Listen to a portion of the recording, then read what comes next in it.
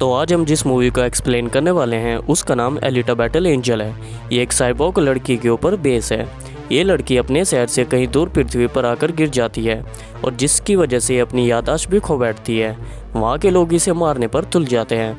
अब इस लड़की को इन सब से फाइट करके अपने शहर वापस लौटना होगा। हमें एक शहर दिखाया जाता है जो हवा में उड़ रहा होता है, जिसका नाम जोलम होता है। वहाँ से कुछ कचरा नीचे आता है जहाँ पर उस कचरे में पार्ट्स होते हैं। वहीं पर हमें एक इंसान दिखाया जाता है, डॉक्टर डीजन। ये एक डॉक्टर होता है जो भी रोबोट्स डैमेज हो जाते हैं उनके पार्ट्स ये यहाँ से ले जाकर उनको फिर से रिपेयर करता है। जैसा कि हम देखते हैं कि वह पार्ट्स ले रहा होता है और वह उन्हें रख लेता है। अचानक उसे एक रोबोट दिखाई जाती है। जो रोबोट पूरी टूटी हुई होती है और वह उसे स्कैन करता है। वह पूरी डैमेज होती है लेकिन उसका माइंड और दिल की धड़कनें चल रही होती है।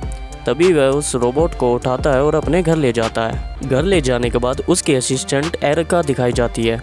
वह उस रोबोट को ठीक करने लगता है और उसके अंदर एक बॉडी जोड़ने लगता है, उसे साइबोर्ग बनाता है। वह उसे रिपेयर करता है और वह उसकी माइंड की जो भी नॉलेज होती है वह उन सबको स्कैन करता है। जबकि उसे पता लगता है कि इसकी दिल की धड़कनें चल रही है और माइंड भी ठीक है और इसकी याददाश्त जा चुकी है। अगले दिन वहीं हमें लड़की दिखाई जाती है जिसका नाम एलिटा होता है। एक्चुअली में ये लड़की वही थी जिसको डॉक्टर डीजन वहाँ से उठाकर लेके आया था। और हम देखते हैं वह उठने के बाद अपनी बॉडी को चेक करती है कि मैं यहाँ पर क्या कर रही हूँ।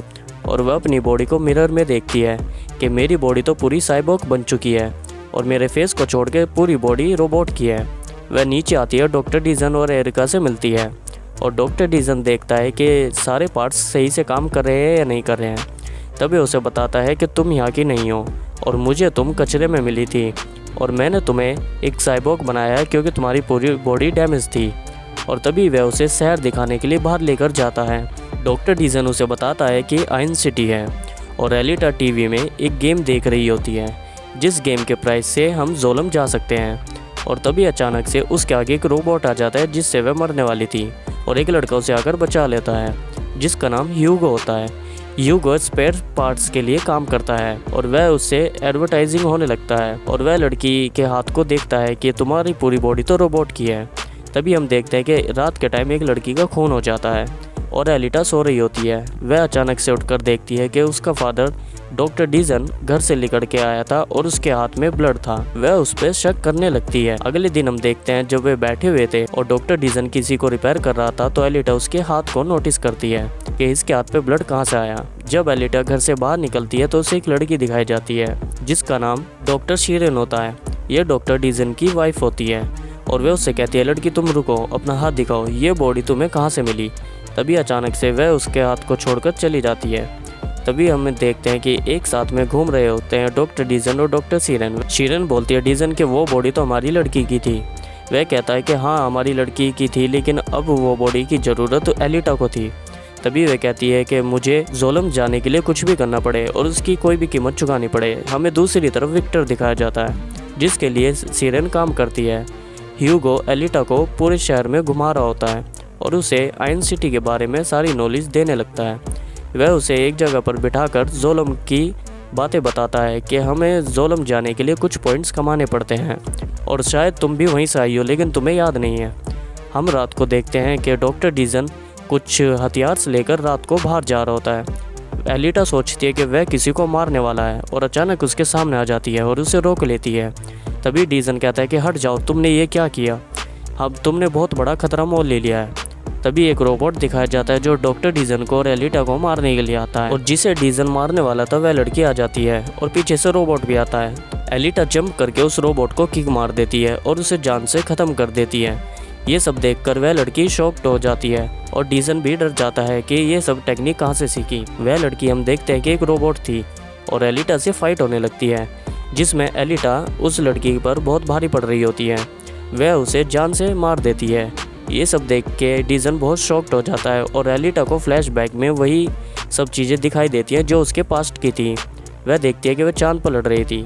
तभी एक रोबोट को वह वहाँ से मारकर भगा देती है और वह रोबोट कहता है कि लड़की मैं तुम्हें नहीं छोड़ूंगा और वह खंडर में चला जाता है। डॉक्टर डीजन कहता है, उसे सारी चीज़ें बताने लगता है कि मैं एक हंटर हूँ और मैं एक ऐसी कॉर्पोरेशन के लिए काम करता हूँ जिसमें बुरे रोबोट्स को मारा जाता है और जिससे पॉइंट्स मिलते हैं। वह एलिटा को बताता है जो तुम्हारे ऊपर बॉडी है वो मेरी लड़की की है और वह मर चुकी है, इसलिए मैंने ये बॉडी तुम्हें पहनाई। जिसे मैंने रिपेयर किया था उसी शैतान ने आकर मेरी लड़की को जान से मार दिया था, क्योंकि मैंने उसे इतनी पावर्स दे दी थी कि उसने बुराई का रास्ता चुन लिया। इसलिए मैं उन सभी रोबोट्स को मारता हूँ और उसी के चलते मेरी बीवी ने मुझे छोड़ दिया था। वहीं हमें वह शैतान दिखाया जाता है जिसको एलिटा ने तोड़ा था। वह विक्टर और शीरीन के पास जाता है और कहता है मुझे एलिटा से बदला लेना है। तभी उसके अंदर नोवा की आत्मा आ जाती है जो जोलम शहर को चलाता है, जिसने एलिटा को ऊपर से फेंका था। हम देखते हैं कि ह्यूगो एलिटा को उस गेम को दिखाने के लिए जाता है, जिस गेम को जो भी जीतेगा और वह विनर बनेगा वह जोलम जा सकता है।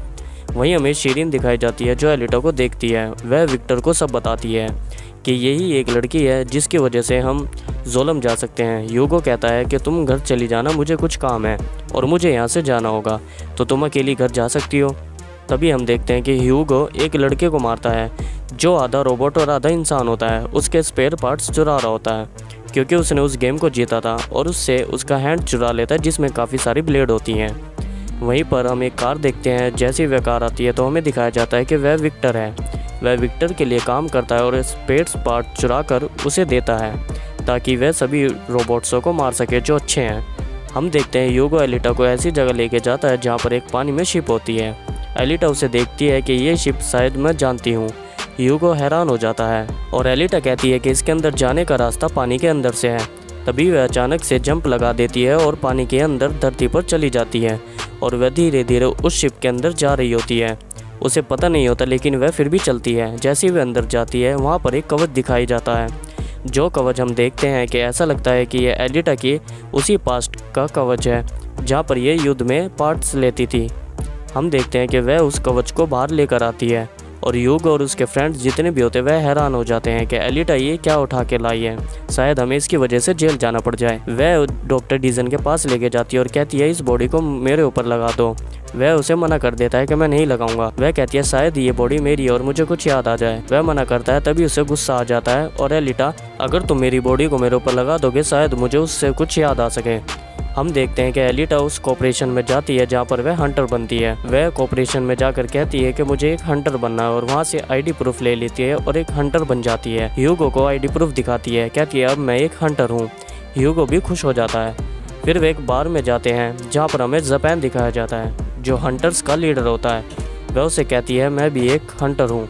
जापानी ये सब देखकर बहुत हंसने लगता है और उसका मजाक उड़ाता है। जापान एक ऐसा हंटर था जो अच्छे लोगों के ऊपर भी इनाम होता है और उसे पाने के लिए वह उन सबको मारता है। एलिटा फिर उन हंटर्स को कहती है कि मुझे तुम्हारी मदद चाहिए, जो शैतान मेरे पीछे पड़ा है वो शायद तुम्हें भी मार सकता है, इसलिए मैं तुम्हारे पास में मदद मांगने के लिए आई हूँ। जापान उसे कहता है कि हम एक लड़की को सकते क्योंकि तुम एक हंटर बनने के काबिल नहीं हो, और वह सब उससे मना कर देते हैं। तभी वह जापान को किक मारकर भगा देती है। हम देखते हैं कि ये सब कुछ देखकर सारे हंटर्स चौंक जाते हैं। एलिटा कहती है कि जिसको भी ये जानना है कि मैं हंटर बनने के लायक हूँ या नहीं हूँ तो वो मुझसे फाइट कर सकता है, और वहाँ पर फाइट चालू हो जाती है और एलिटा उन सबको फाइट करके मारने लगती है। हम देखते हैं वहाँ पर डॉक्टर डीजन आ जाता है जो ये सब देख के बहुत गुस्से में हो जाता है। उसने एलिटा को बाहर निकलने से मना किया था और वह उसे बहुत गुस्सा करने लगता है।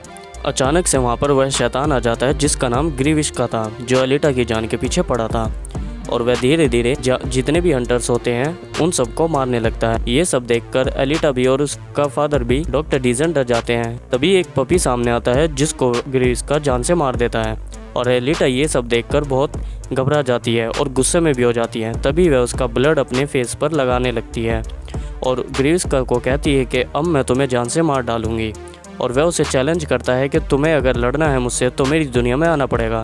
तभी वह खंडर में चला जाता है और एलिटा का फादर उसे मना करता है, लेकिन वह उसे अनसुना कर उसी के खंडर में ग्रीविश के पीछे चली जाती है। हम देखते हैं वह ग्रीविश का नीचे पाता है और वह उसे मारने के लिए कहता है। तभी उनके बीच में एक फाइट चालू हो जाती है जिससे एलिटा बचने लगती है। जो वो रोबोट ब्लेड्स यूज़ कर रहा था, ये ब्लेड्स उसको विक्टर ने दिए थे, और जैसे ही एलिटा जंप करती है उन ब्लेड से एलिटा की बॉडी कट जाती है और एक एक पार्ट्स अलग अलग हो जाते हैं। हम देखते हैं कि एलिटा बहुत मजबूर हो गई है और ग्रीविश का उसके बाल पकड़कर उस बॉडी को उठाता है और वह कहता है अब तुम्हें कमज़ोर हो और मैं तुम्हें मार डालूंगा। हम देखते हैं कि एलिटा बहुत कमज़ोर हो जाती है और वह कुछ नहीं कर सकती, फिर भी वह हौसला जुटाकर उसकी आँख के ऊपर पंच कर देती है। तभी वहाँ पर उसका फादर आ जाता है जो डॉक्टर डीजन होता है और वह उस शैतान के ऊपर आग लगाकर उसे भगा देता है और एलिटा मर जाती है। शिरीन हमें दिखाई जाती है। क्या इसमें शिरीन का हाथ है? क्या एलिटा वापस आएगी? ये मूवी मैं आपको पार्ट 1 और पार्ट 2 में एक्सप्लेन करने वाला हूँ। अगर ये एक्सप्लेनेशन आपको अच्छा लगा हो तो पार्ट 2 के लिए वेट करें और मेरे चैनल पर नए हो तो मेरे चैनल को सब्सक्राइब करके बेल आइकन को प्रेस जरूर कर लें और पार्ट 2 देखें।